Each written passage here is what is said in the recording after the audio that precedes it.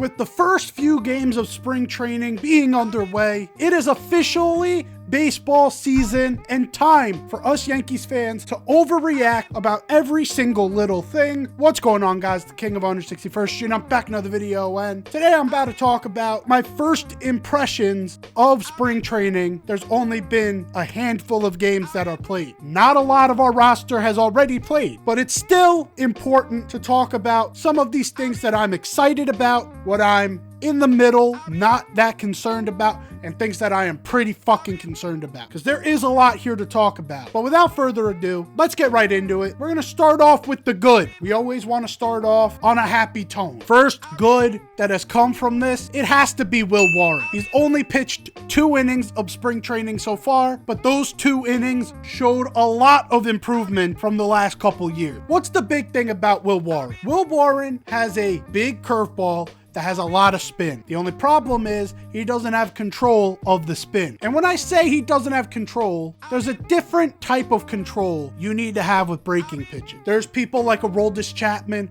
who just throw out of their shoes and they lose control and it goes haywire. That's one type of control law. The other type is not being able to actively understand the spin on your pitches. And that's where Will Warren was at for a lot of his time. He would try and throw that slider or that curveball that has deep depth to it. It starts up here and it curls down. Only problem is if you don't manage it well, the way he was, it starts on this outer corner and it comes right back to the middle. I saw a lot of improvement here where it's starting closer to the middle off the table. That's something that I'm more of a wait and see on. Another concern he had was against lefties, he had no real strikeout pitch. He was very much a 2-pitch pitcher with a very unrefined 3rd pitch. This spring training, what I saw was a changeup from hell. And it's a different type of changeup from someone like Luis Gil. Luis Gil has a power changeup that kind of works like a sinker, but has less velocity, where it has a lot of movement. This one doesn't have a lot of movement, but this pitch dies, and it was fooling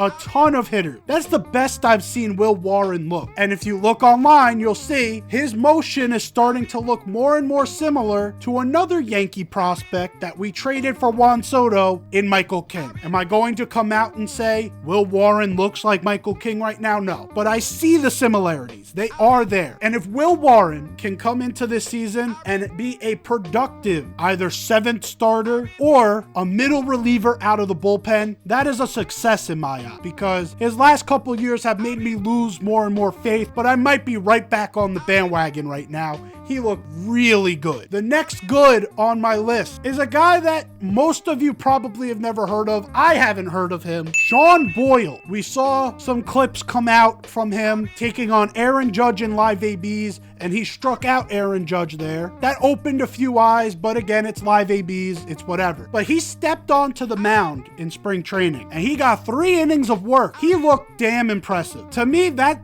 is the type of repertoire that I would like out of the middle relief pitching staff in my bullpen. This kid is really showing off. Yes, it's only 3 innings, but if he can maintain what he did in this game moving forward, the middle relief role on this team is pretty shallow. We've got some of the best pitchers you can ask for in like the first 4 or 5 slots of the bullpen. The closer's Devin Williams, top 2 closer in baseball. Luke Weaver is in the bullpen, has become a top 15 closer in baseball. You have Fernando Cruz, but he has the potential to be really special. You have Tim Hill and you have Jake Cousins along with Ian Hamilton. There's only a few spots where you could say there's some major deficits, but those deficits are there. And if you can fill them with guys who show up in the spring, that is a pretty good story. I'm not saying he's definitely going to get a spot, but Sean Boyle, a really good showing. If he keeps it up, we may be starting to have that conversation, especially with JT Brubaker probably going to be out.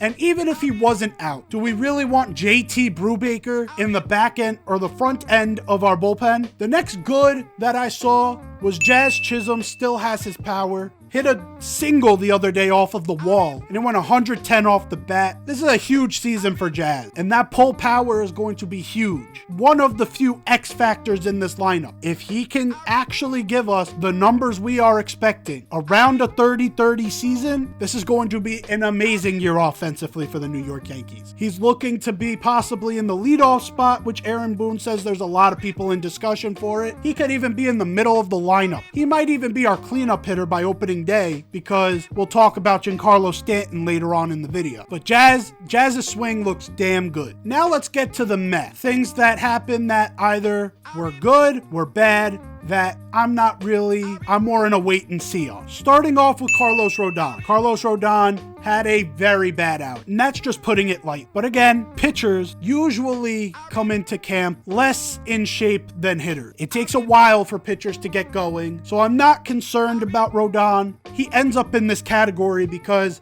this is also a very big season for him to prove that he deserves this contract. If he does not have a great 2025, fans are going to start looking at that deal, and they're going to start treating him like they treated guys like Gallo. They started treating other starters that we had that didn't pan out. Sonny Gray being one of them. I'm not concerned, but this is not the best start to a make or break season for Carlos Rodon. The next meh on my list is something that is a concern, but I'm not going to overreact to the first couple games of spring training, and that is Jason Dominguez. I don't know if left field is feasible for him. Some of you may look at left field and say, oh, it's a corner outfield spot that's one of the easier spots in the field, and that's just not true. The corner outfield spots require a lot of angle, where center field is very much running in a straight line a lot. I think Jason Dominguez belongs in center. I don't know if he's really able to adjust to left field in time for him to actually play effectively come opening day. The way I would adjust this is I would throw Cody Bellinger in left, a veteran who has played corner outfield before. And I know why Aaron Boone went on to like the New York Post podcast or has been talking to the media about it. I understand his reasoning for why you would put Dominguez in left full time rather than center, because if Judge needs a day off, his first guy off the bench is Trent Grisham. Trent Grisham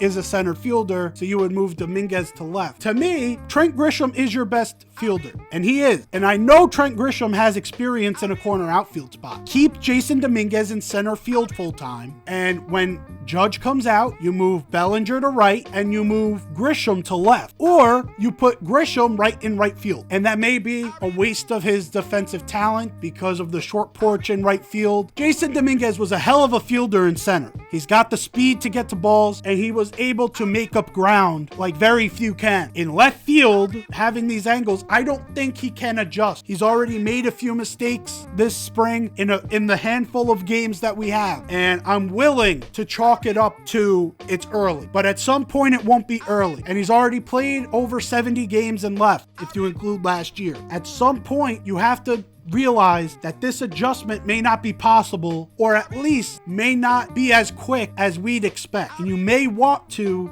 minimize the damage that he can cause in left by throwing him in center and trusting that the veteran in Bellinger can adjust to the position better, knowing he has played a corner outfield before when he was in LA. He used to play right field many times. Going from right to left is not the biggest adjustment. Going from center to a corner, that's the real adjustment. Minimize that adjustment on a 21-year-old and keep him in his primary, and move the Gold Glove caliber fielder to that secondary position. Maybe take a little bit of a hit, but also have that veteran savvy be in the position that is giving you the most trouble. Now let's move on to the bad. What the hell is going on with Giancarlo Stanton? I swear to God, I'm not going to put this all on Stanton. We all know that his body is not the strongest. He's a big, strong guy. His bones are not the strongest bones you can see. His ligaments are not that strong. And now he has tennis elbow in both elbows, so he may miss opening day for that. But now he was shipped off to New York for testing, and we don't even know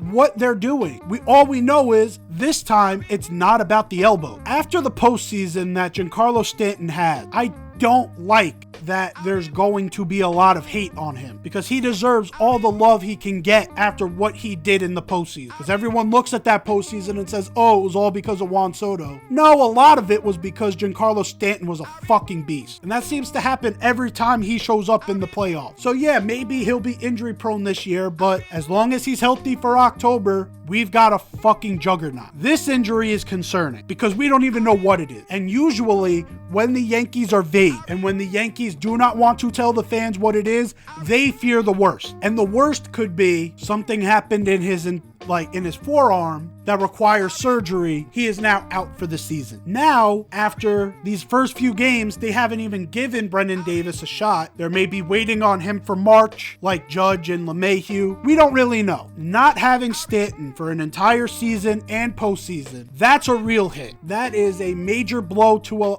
an offense that was looking to rebound from losing Juan Soto. Because now you start looking at this offseason and you say, we didn't patch up third and it's going to be an internal option, but now we just lost a major power threat in the middle of this order for an entire season. Now look, this is not official. I am giving you my opinions because this team has done this time and time again. They'll be super vague and they'll tell you something's not a big deal until they get official confirmation that, oh yeah, this is some of the biggest deal that we've seen. This team likes to lie to their fans until no longer an option. With them being super vague about this, it gives me butterflies in my stomach. Giancarlo Stanton will not be around for a lot of this season. And this is a major concern because where do we pivot? What do we do at this point? A lot of the free agents are off the board. Call up JD Martinez? I don't even know. But this is something has to be patched up. And maybe you do it in a different way. Now you start going out, calling different teams. What are you willing to give us for Nico Horner? What are you willing to give us for Brendan Donovan? Laying the foundation for those types of deals deep in the lineup. Maybe it won't bring the power threat unless you were to swing for the fucking fences and get someone crazy. I don't even know how you would get that done. Even if you did go after a Donovan or a Horner, it at least makes the lineup deep enough with guys who are above 100 WRC plus where you're not looking at this lineup and saying, damn, this is incredibly shallow. Like if you look at the Padres lineup, that's exactly how they have it filled out. They have Tatis, they have Jackson Merrill, they have Manny Machado, they have Xander Bogaerts, and then if Luis Arraez is hitting over 340, he's at least a little above average as a hitter. But then outside of that, they've got guys like Jake Cronenworth. They've got a backup catcher that's coming in because they lost Higashioka. And they've got like 4 different spots that are projected to go below league average. One more injury for the Yankees, and that's exactly what this lineup looks like. You got Judge, you got Jazz, you got Bellinger, you got, if Goldschmidt comes back, you have Goldschmidt. You have Austin Wells, but then you have hopefully a bounce back season for Anthony Volpe. You have Jason Dominguez that is very unproven. And then you have Brennan Davis or Dominic Smith at DH. And then DJ LeMahieu at the bottom of the order. Once this lineup, if we lose one more guy, this gets very scary. So hopefully the Yankees are correct about Stanton because that's the way this thing solves itself. Just like people say the rotation will solve itself, we need that type of depth in the lineup where hopefully Brennen Davis comes out in spring training and he shows exactly the type of ability that he had. Hopefully Oswald Peraza is able to win this spot and show why he was a top prospect. But anyways, that's me overreacting about this spring training through the first 3 or 4 games. What have you guys liked or disliked about spring training so far? Let me know down below. Like the video if you enjoyed. So happy that baseball is back. There's going to be much more content coming because of it. So stay tuned for that. Turn on the notifications and set them to all so you never miss a recap or another general video from this channel. But until next time, I'm out of here. Take care and peace.